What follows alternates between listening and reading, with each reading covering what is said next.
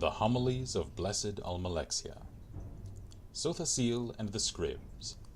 Young Sothasil, while playing in the egg mine, saw a number of scribs in a deep shaft, and he began to cast stones upon them, snickering as they skittered and scattered, until one of the scribs, lifting its head up in agony, cried out to Sothasil, "Please, please have mercy, little boy, for what is sport to you is suffering and death to us." And so Sothasil discovered that the idle amusements of one may be the solemn tortures of another. Lord Vivec and the Contentious Beasts.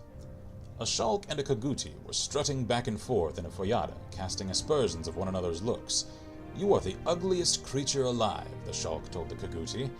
"No, you are the ugliest creature alive," the Kaguti told the Shulk. For each thought himself most handsome and the other most ugly. Then Lord Vivec chanced by and settled their dispute. "No, you both are the ugliest creatures alive, and I will not have my pleasant sojourn spoiled by your unseemly squabbling." So he dealt them both mighty blows, shattering their skulls and silencing their argument, and went merrily upon his way. And thus Lord Vivec proved that ugliness is as much in one's manner as in one's appearance. The Boiled Kaguti. It is said that if a Kaguti steps into a boiling pool, he will leap out immediately to avoid harm. But if the Kaguti is standing in a pool and a wizard slowly raises the temperature, measure by measure, to boiling, the Kaguti will calmly stand in place until he is boiled. Thus we see that we must be alert not only to the obvious danger, but also to the subtle degrees by which change may result in danger. The Dubious Healer. Once upon a time, a Telvanni issued forth from his tower and proclaimed to all the world that he was a mighty and learned healer, master of all alchemy and potions, and able to cure all diseases. Lord Vivec looked upon this wizard and listened to his boasting, and then asked him, "How can you pretend to prescribe for others the cure to all diseases, when you are unable to cure yourself of your own manifest arrogance and foolishness?" The Gwar and the Mud Crabs. The Gwar were so tormented by the other creatures they did not know where to go.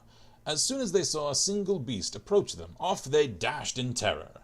One day they saw a pack of nixhounds ranging about, and in a desperate panic all the Gwar scuttled off toward the sea, determined to drown themselves rather than live in such a continual state of fear.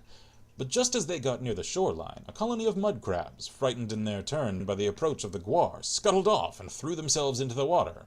"Truly," said one of the Gwar, "things are not so bad as they seem, for there is always someone worse off than you." The Wounded Netch. A wounded netch lay himself down in a quiet corner of its feeding ground.